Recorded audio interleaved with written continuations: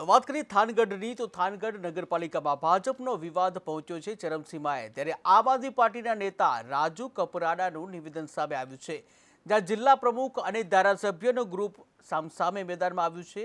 ત્યારે ધારાસભ્ય ચૂંટાયેલા સભ્યોને અજ્ઞાત સ્થળે લઈ ગયા હોવાની માહિતી। જનતાને વિકાસના કામમાં રસ નહીં કે જ્યાં તમાશો જોવામાં નહીં, ત્યારે નગરપાલિકા પ્રમુખની નિમણૂક થાય અને વિકાસના કામ પૂરા થાય, ત્યારે મજબૂત વિપક્ષની જે ભૂમિકા અદા કરવા માટે સંપૂર્ણ તૈયારી છે।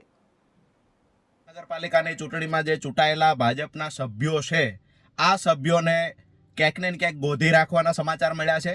અત્યારે અમને 3 નંબરના વોર્ડમાંથી જે ચૂંટાયેલા છે લીલાબેન રામજીભાઈ ચાવડા, એમના સમાચાર મળ્યા છે કે સુરેન્દ્રનગર આવતાની સાથે ટૂંકમાં અમદાવાદથી જ્યારે થાન જઈ રહ્યા હતા ત્યારે એમને સુરેન્દ્રનગર નજીક દેદાદરાના બોર્ડ પાસે રોકવામાં આવ્યા છે।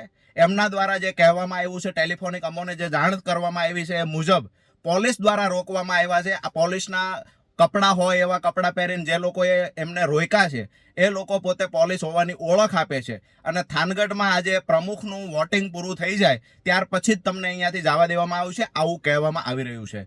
તો ખરેખર ચૂંટણી અધિકારીને પણ નમ્ર વિનંતી કરીએ છીએ, આ લોકશાહીની હત્યા જો કોઈ સત્તા પક્ષ કરવા માંગતું હોય તો બિલકુલ થવી ના જોઈએ। થાનગઢની જનતાએ જે સભ્યો પર વિશ્વાસ મૂક્યો છે એ સભ્યોની સ્વતંત્રતા છીનવવાનું જો કોઈ કામ કરતું હોય તો બિલકુલ સાખી ન લેવાય, ચાહે કોઈ પણ પાર્ટીનો આગેવાન હોય, કોઈ પણ પાર્ટીનો ચૂંટાયેલો નેતા હોય। આજે લીલાબેનનું કહેવું છે એ મુજબ ઘણા બધા સભ્યોને ગોધી રાખવામાં આવ્યા છે, એટલે મતદાનનો સમય થાનગઢમાં પૂર્ણ થઈ જાય ત્યાર પછી જ ત્યાં જવા દેવામાં આવશે, આવી વાત કહેવામાં આવે છે। અને એનકેન પ્રકારે મનમાની કરી અને કોઈને પ્રમુખ બનાવી દેવા માટે થઈ અને સમય પસાર કરાવવામાં આવી રહ્યો છે। સભ્યોના વોટિંગ મત લેવામાં આવતા નથી, સભ્યો ગેરહાજર રહે એટલા માટે થઈ અને જાણે જોઈને ગોધી રાખવામાં આવ્યા હોય, આવા સભ્યોનો આક્ષેપ છે। ખરેખર આનાથી દુઃખદ બાબત સુરેન્દ્રનગર જિલ્લા માટે અને લોકશાહી દેશમાં